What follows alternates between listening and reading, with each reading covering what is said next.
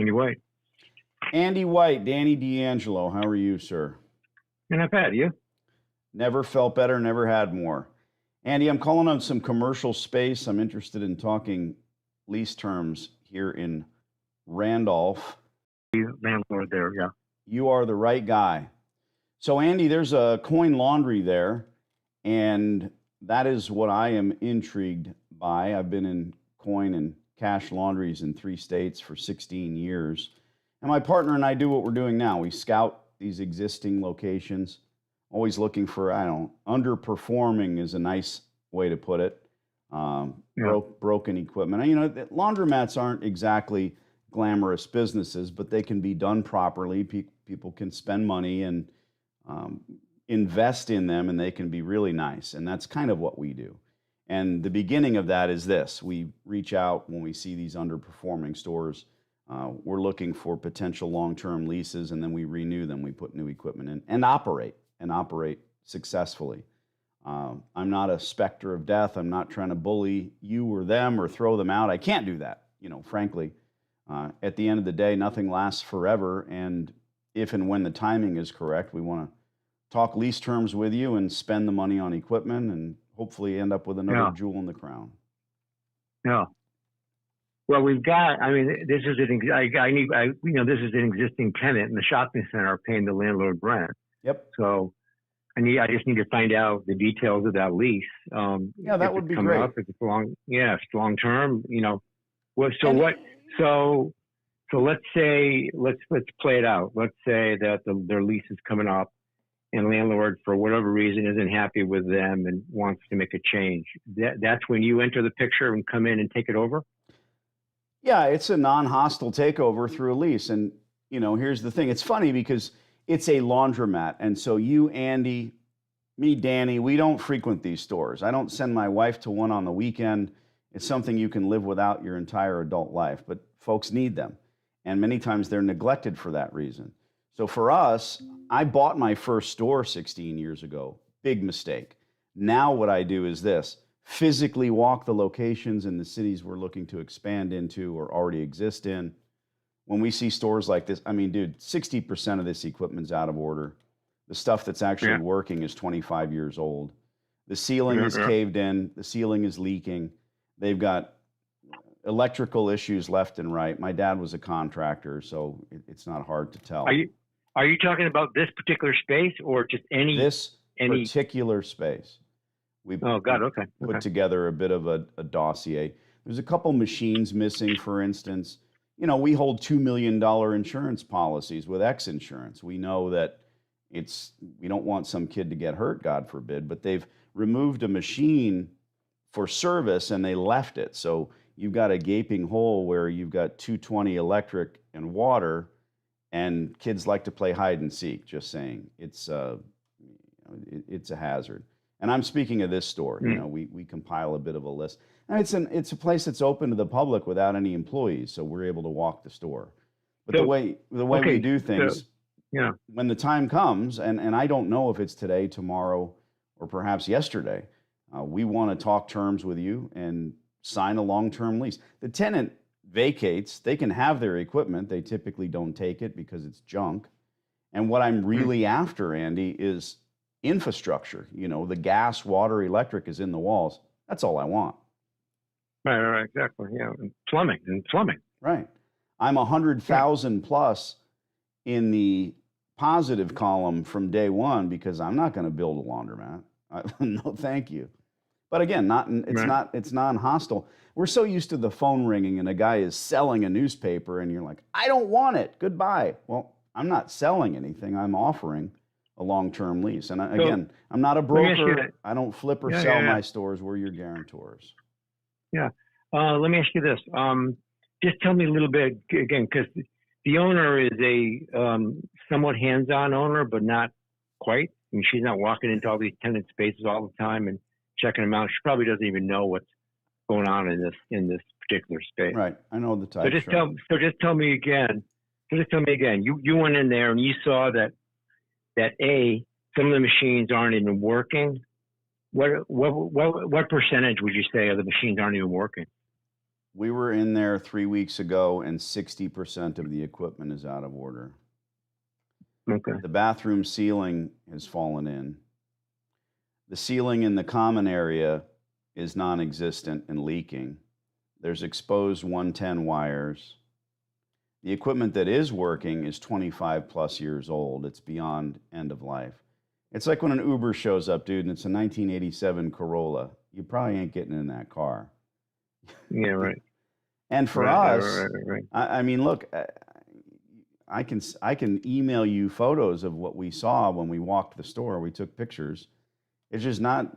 It's not a well-run laundromat. And if you want, again, a good Can you tenant, send me those? Yeah, sure. Because I'd like to argue, obviously, for you to get involved if this becomes an issue.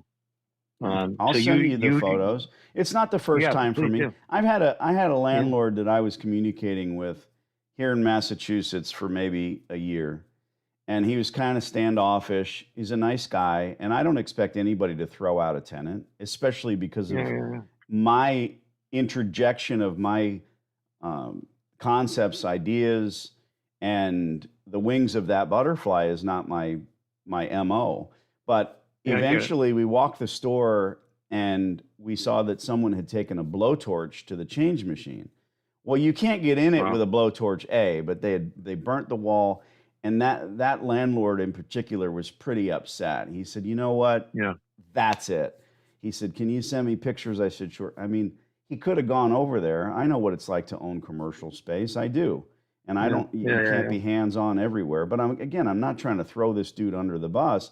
They're not making money in this place. And if they're in arrears, if they're a TAW, if they're a tenant at will, I'll try to beat you up on the rent. But the difference with me, once we get there, Andy, I've got debt service on equipment. This current operator doesn't. That's the big deal. Right. What's your email address? We're her broker. She lets us know when a tenant is in arrears or when a tenant is on the ropes. She hasn't mentioned anything about this tenant. So we've said it all. Our assumption is that they're paying rent, and obviously at the end of the day, that's. You know what's funny? I could go further. A lot of times these operators are otherwise successful business people. And I don't know. I don't know who your operator is. Maybe he's a doctor, an optometrist. He owns a bunch of 7-Elevens. Who knows? But that being said, they try to get into the laundry business. They don't really do well. They don't understand it. But they keep paying the rent. They're because they're scared to death to end up on the wrong end of a lease. And really, a lot of times we're doing them a favor. We're walking in saying, hey, it's time to go feed the pigeons. The laundromat thing was not the thing for you. Because this is a $300,000, $400,000 investment for us in just equipment. But that's all it is. Well, I get it. Andy, I consider you a friend. My name's Danny D'Angelo. My partner's name is Newman. I will CC him in the email, and we'll include those pictures. Yeah, please do. And I'll bring it up with the landlord. Thank you very much. And I'm going to send you some from before and after pictures of our stores, what we do. And then I'll include a little section on what's going on at this particular location here in Randolph. Yeah, and obviously include all your contact info of course. As well. This is my cell. Thanks, Andy. Let me ask you one more question. Of course. In terms of us doing business together outside of Randolph, but I think I know the answer to this question. you don't want to take down new locations and open up laundromats. Yeah, like I said, the last thing I want to do is build out a laundry. There's gas, water, electric, plumbing schematics, and the biggest thing you might not be thinking of is environmental impact fees. Here in Massachusetts, the last time I checked, it's $3,600 a washer. And Andy, if you're putting in a new home and the new home start at $600,000 for this residential community, they just roll that $4,000 right into the total budget, and nobody even notices it. There's this fee and that fee.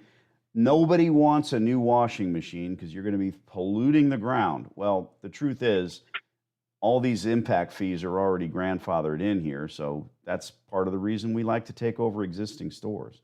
We come in, we put the new equipment in, and I make it sound easy, it is, but the procedures are also huge.